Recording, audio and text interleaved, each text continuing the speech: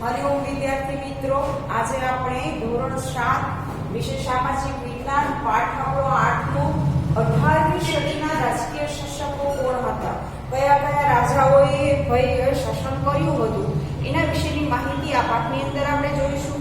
બરાબર. પહેલા આપણે જોઈએ કે ઈસવીસન આશરે 18મી સદીમાં અનેક રાજકીય ઉથલપાથલ થવા લાગી હતી. બરાબર.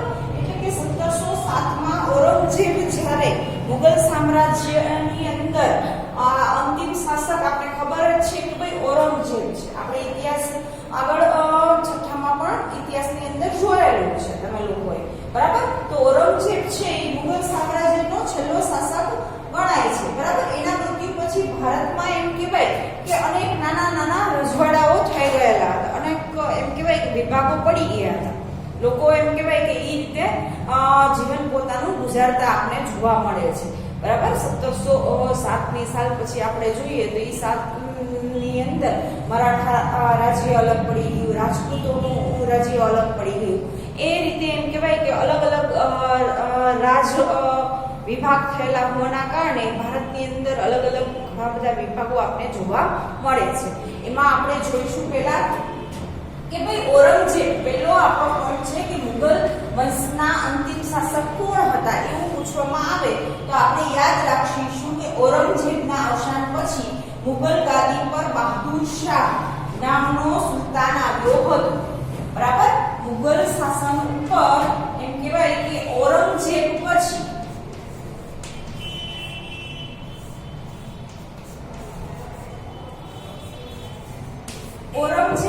કયો રાજા હતો એ યાદ રાખવું હોય તો બહાદુર શાહ.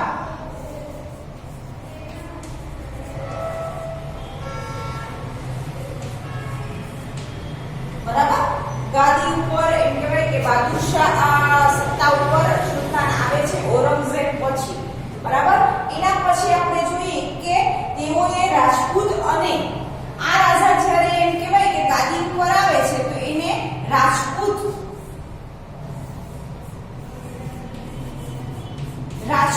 અને મરાઠા લોકો સાથે મૈત્રી ભર્યા સંબંધો રાખ્યા. બરાબર. ભલે એમ કહેવાય કે વિભાગ અલગ અલગ હતા છતાં પણ એમ કહેવાય કે મુગલ બહાદુર શાહ હતો એને થોડું વિચારીને કામ લીધું કે ભાઈ આ લોકો સાથે ઝઘડશું તો દિવસે ને દિવસે આપણે ખબર જ છે કે ભાઈ આપણો વિસ્તાર ઓછો થતો જશે. તો એને એમ કહેવાય કે રાજપૂતો અને મરાઠા આ જોડે મૈત્રી ભર્યા સંબંધ રાખી અને શાંતિથી એમ કહેવાય કે વસવાટ કરવાનું નક્કી કર્યું છે. એ રીતે એ સમયે એમ કહેવાય કે એને શાંતિના સંબંધો સ્થાપ્યા. વચ્ચે એમ કહેવાય કે વારસા વિગ્રહ પણ કરાયો હતો. એના ગુરુ કોણ હતા? ગુરુ ગોવિંદસિંહ ના મૃત્યુ બાદ હવે રાજપૂત મરાઠા એ ઉપરાંત આપણે જોઈએ શીખ સંપ્રદાય પણ એ સમયની અંદર હતો. બરાબર. તો શીખ સંપ્રદાયના આપણે ખબર છે ભાઈ ગુરુ ગોવિંદસિંહ છે. એના અવસાન પછી એમ કહેવાય કે શીખ સંપ્રદાય પણ મુગલ સામ્રાજ્ય સામે એમ કહેવાય કે વિગ્રહ કરેલો આપણે જોવા મળે છે. શીખ સંપ્રદાયને અને મુગલ સામ્રાજ્ય છે એ સામ્રાજ્ય વચ્ચે પણ યુદ્ધ થયેલું આપણે જોવા મળે છે. બરાબર.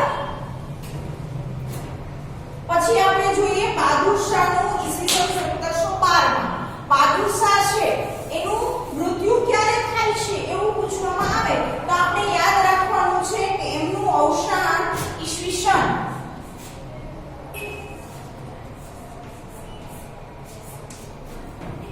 1712ની સાલમાં એમ કહેવાય કે બહાદુર શાહ જફર છે એનું અવસાન થાય છે અને જહાંગીર શાહ ગાદી પર આવે છે.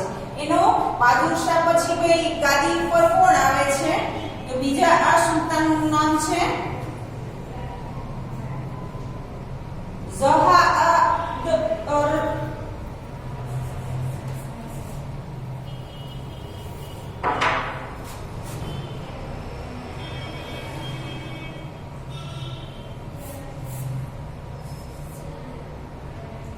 જહાંગીર શાહ નામનો સુલતાન છે. ઈ બહાદુર શાહ જફર પછી જહાંગીર નામનો સુલતાન ગાદી ઉપર આવે છે અને 1713માં તેને ઉથલાવીને 1713 ની અંદર 12 વર્ષમાં જ તમે જુઓ તો ભાઈ એને ઉથલાવીને ફર્યું ખસી ગાડી ઉપર બેસી જાય છે. આની જગ્યાએ કોણ આવે છે? આ નામ યાદ રાખવા બહુ અઘરા છે, બરાબર, પણ એક બે વાર તમે નોટબુકમાં લખશો એટલે નામ યાદ રહી જશે. ફરુ ખસિયર. ફરુખશિયર નામનો એમ કહેવાય કે જહાદ શાહ પછી ફરુખશિયર નામનો વ્યક્તિ ગાદી ઉપર આવે છે અને મોહમ્મદ શાહને બાદશાહ બનાવે છે. ભાઈ એ પોતે ગાદી ઉપર આવે છે પણ એ શું કરે છે કે ભાઈ ગાદી ઉપર આવ્યા પછી પોતે સુલતાન નથી થતો. કોને બનાવે છે? તો અહીંયા એનું નામ આપણે આપેલું છે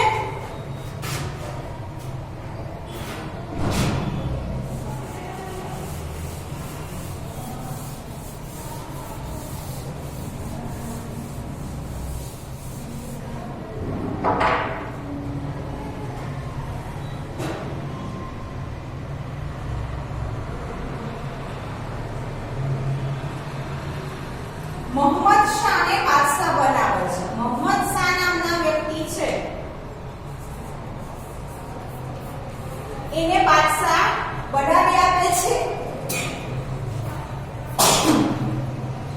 રાજગાદી એમ કહેવાય કે રાજનો જે કારભાર છે ઈ એમને સોંપે છે, બરાબર. પોતે ભલે એમ કહેવાય કે ભાઈ યુદ્ધ કરી વિગ્રહ કરી અને પોતે જીત હાસિલ કરી પણ ભાઈ સત્તા ઉપર એ ના રહ્યા અને મોહમ્મદ શાહને સત્તા સોંપી અને આખી સત્તા એમ કહેવાય કે આખા વિસ્તારનો વહીવટ એમના હાથમાં જોવા મળે છે. અહીંયા તમને પાઠ્યપુસ્તકની અંદર નકશા સ્વરૂપે પણ આપેલું છે, બરાબર. એ પણ સાથે સાથે તમે જોઈ શકો છો કે ભારતનો નકશો ડ્રો કરેલો છે અને એ નકશાની અંદર એમ કહેવાય કે એ સમયે જે પ્રાંત પડતા હતા મુગલ વંશના, એ સમયે જેટલા એમ કહેવાય કે વિભાગો હતા, જે રાજપૂત, મરાઠા, મુગલ, એ બધી જ સલ્તનતોનો નકશો પણ તમને બુકની અંદર પાઠ્યપુસ્તકની અંદર આપેલો છે, બરાબર. એ વસ્તુ પણ ખાસ તમે નોટ ડાઉન કરતા રહેજો, એનો પણ અભ્યાસ કરજો. પછી આપેલું છે કે સમયના ઈસવીસન 1739 માં ઈરાનના નાદિર શાહનું ભારત પર આક્રમણ થયું. મોહમ્મદ શાહ ગાદી ઉપર આવ્યો પછી 1739 માં, બરાબર, નાદિર શાહ ભારત ઉપર આક્રમણ કરી અને 1759 ઉપર એ ગાદી ઉપર આવે છે. 1759 માં નાદિર શાહ નામનો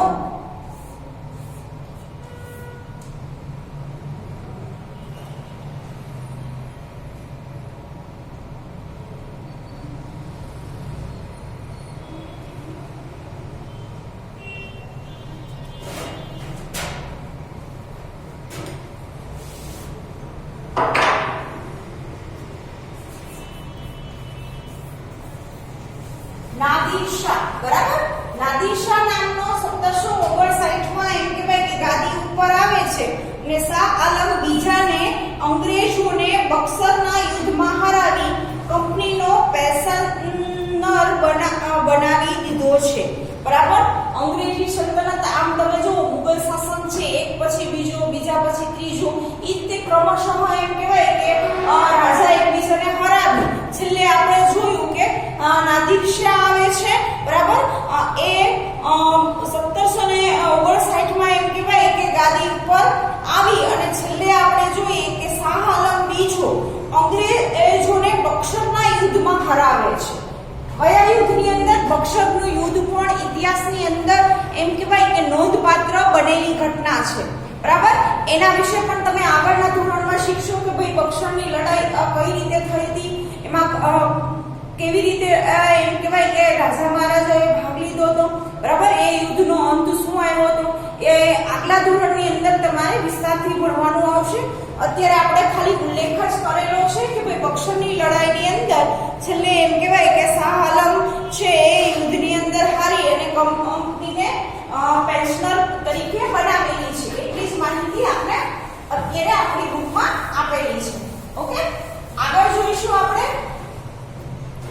આગળનો પોઈન્ટ આપણો છે બંગાળ.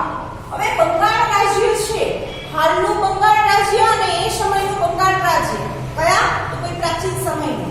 બેમાં ઘણો તફાવત છે. એ સમયમાં બંગાળ છે એ મુર્શિદ કુલી ખાન અને આદિલ નામ ખૂબ જ એમ કહેવાય ચટપટા છે, યાદ રાખવા આપણે.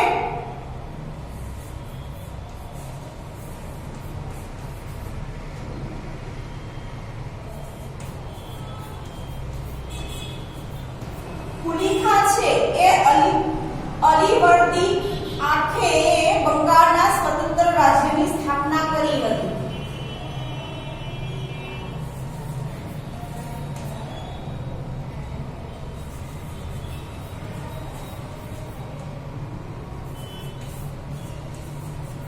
અલીવર્દી ખાન છે એ ખાને અને મુર્શિદ કુલી ખાન છે એ બે નામના વ્યક્તિએ બંગાળ રાજ્યની સ્થાપના કરેલી હતી.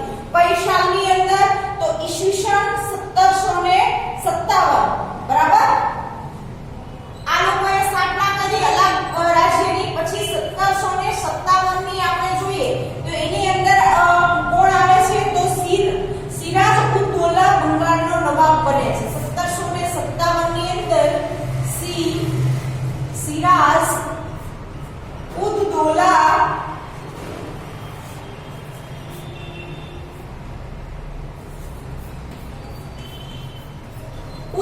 નામનો વ્યક્તિ છે. 1757 ની અંદર સિરાજ ઉદ દૌલા નામનો વ્યક્તિ ગાદી ઉપર બંગાળની ગાદી સંભાળે છે. પહેલા ભાઈ સ્થાપના કોણે કરી એવું પૂછવામાં આવે તો આપણે યાદ રાખીશું મુર્શિદ કુલી ખાન અને અલીવર્દી ખાન. બરાબર. 1757 ની અંદર ગાદી ઉપર સિરાજ ઉદ દૌલા ખાન આવે છે અને બંગાળનો નવાબ બને છે. પ્લાસીના યુદ્ધમાં આ યુદ્ધની જીતથી બંગાળમાં ઈસ્ટ ઇન્ડિયા કંપનીનું શાસન સ્થપાય છે અને નવાબના શાસનનો અંત આવે છે. 1757 ની અંદર આપણે ખબર જ છે કે ભાઈ પ્લાસીનું યુદ્ધ થયેલું છે. એ યુદ્ધના કારણે છેલ્લે એમ કહેવાય કે બંગાળના નવાબની હાર થાય છે અને ત્યાં ઈસ્ટ ઇન્ડિયા કંપની સ્થપાય છે અને ઈસ્ટ ઇન્ડિયા કંપનીની સત્તાની શરૂઆત થાય છે 1757 પછી. બરાબર. આ વસ્તુ ખાસ યાદ રાખજો. વધારે ડિટેલ સાથે આપણે આગળના ધોરણમાં શીખવાનું છે. પછી આપણે બીજું શાસન આવે છે. આપણે બંગાળનું જોયું, મુગલ શાસક જોયા. હવે આપણે એના પછી આવે છે રાજપૂત શાસન.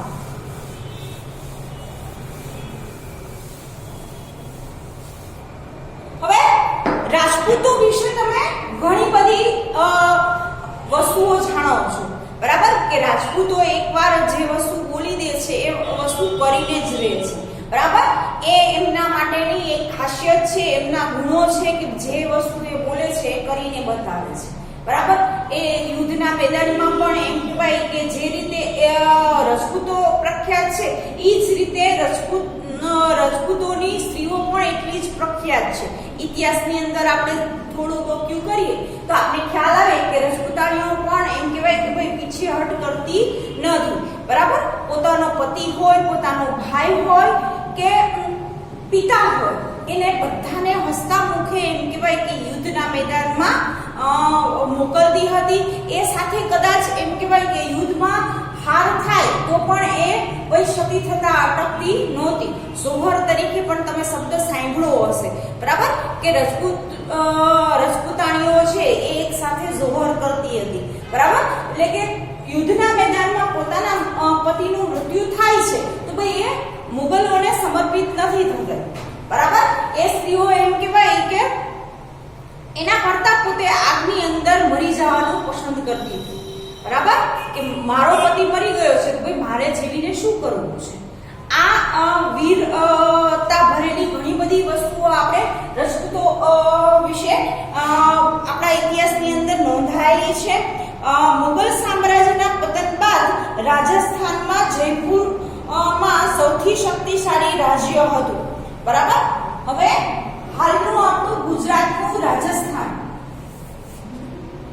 ગુજરાતની બાજુમાં રાજસ્થાન જે આવેલું છે ત્યાંની વાત છે.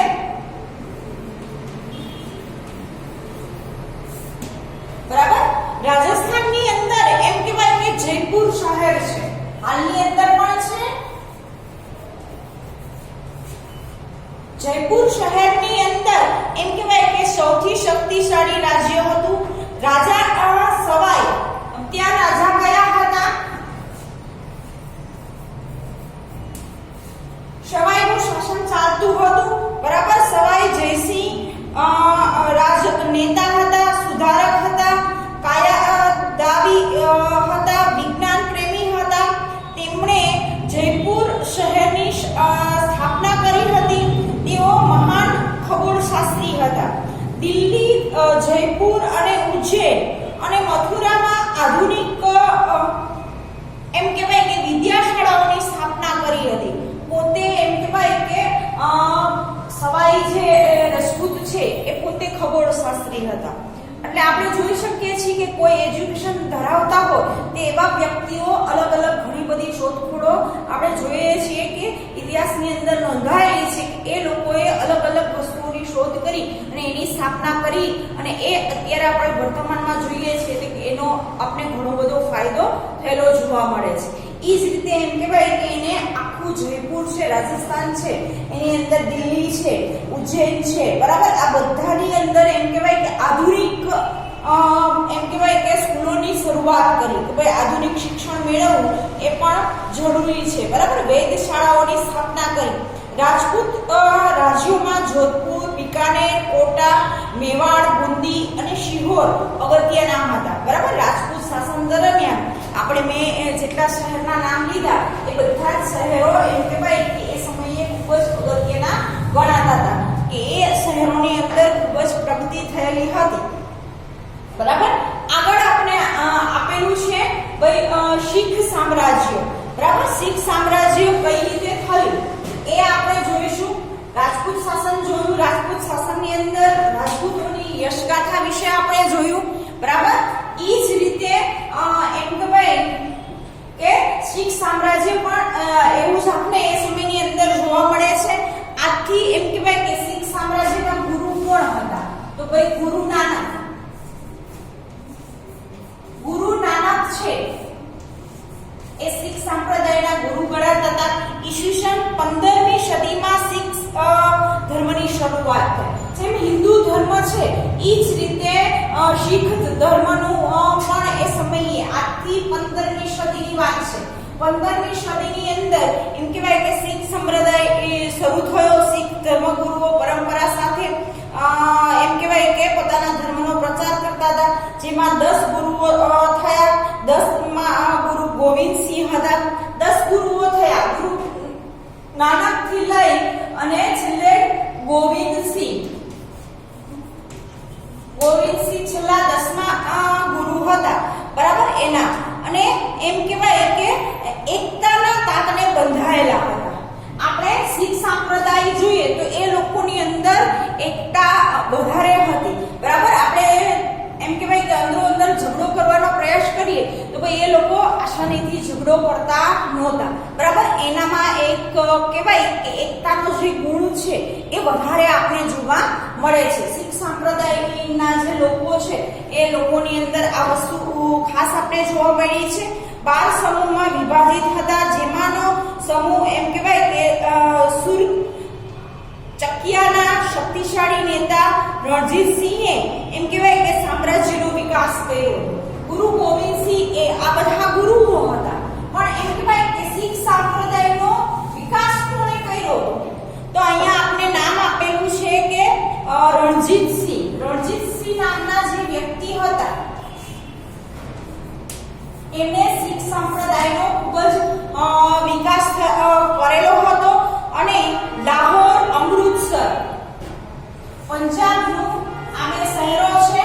અમૃતસર, લાહોર આ પાકિસ્તાનની અંદર શાયદ આવેલું છે. બરાબર. એની અંદર એમ કહેવાય કે વિજય મેળવી અને કાશ્મીર, પેશાવર, મુલ્તાનાનો પણ એમ કહેવાય કે યુદ્ધ કરી શીખ સંપ્રદાયનો વિશાળ વિસ્તાર ઉભો કર્યો હતો. લશ્કરમાં યુરોપિયન સેનાપતિ અને સૈનિકો હતા. એ ઉપરાંત તેમને સૈન્યને યુરોપિયન સૈન્યની જેમ જ અતિ આધુનિક બનાવ્યું હતું. લાહોરમાં તેમણે તોપ બનાવવાનું કારખાનું શરૂ કરેલું. તેઓ ધાર્મિક રીતે ઉદાર હતા. જોકે તેના મૃત્યુ અંગ્રેજોએ ઈસવીસન 1849 માં શીખ સામ્રાજ્યને બ્રિટિશ સામ્રાજ્યમાં ભેળવી દીધું હતું. બરાબર? એમ કહેવાય કે એ સામ્રાજ્ય શક્તિશાળી સામ્રાજ્ય સ્થાપવાની શરૂઆત કરી. તમે જુઓ કે જેમ અંગ્રેજોના સૈનિકો કામ કરતા હતા એટલું આધુનિક એ લોકોએ પોતાના સૈન્યને બનાવેલું હતું. શસ્ત્ર સાધનથી તોપગોળા બનાવવાની શરૂઆત કરેલી. આ બધી જ વસ્તુઓના કારણે શીખ સંપ્રદાય છે એ એકદમ એ સમયે વધારે આપણે મજબૂત જોવા મળે છે. આગળ પછી છેલ્લું જોઈએ મરાઠા સામ્રાજ્ય.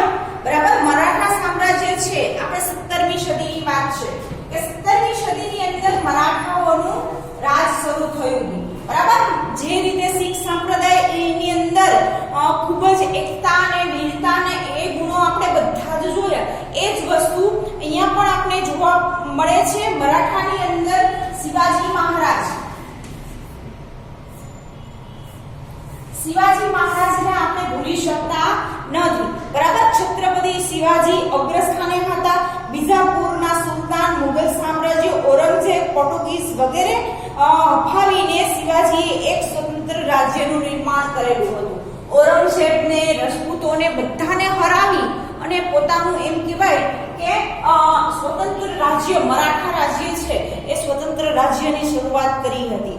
બરાબર?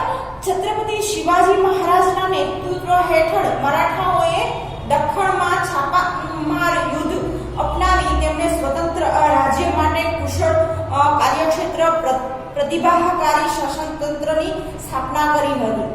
આ સિદ્ધિઓની સાથે શિવાજીનું ઉચ્ચ ચારિત્ર્ય પણ એમ કહેવાય કે એ સમયે આખા જે પણ વિસ્તારો હતા એની અંદર એમ કહેવાય કે શિવાજી મહારાજ પણ એટલા જ પ્રચલિત હતા. એની પણ ઓળખ કંઈક અલગ જ હતી. બરાબર? છત્રપતિ શિવાજી બાદ શિવાજીના પૌત્ર શાહુને ઔરંગઝેબે કેદ કર્યો અને 1707 બાદ શાહુ છૂટતા તેમની કાકી તારાબાઈ અને વારસાવી ગ્રહ ફાટી નીકળ્યો. શાહુ સાથે સંકળાયેલા પેશવા બાલજી વિશ્વનાથે રાહુને વિજય અપાવ્યો.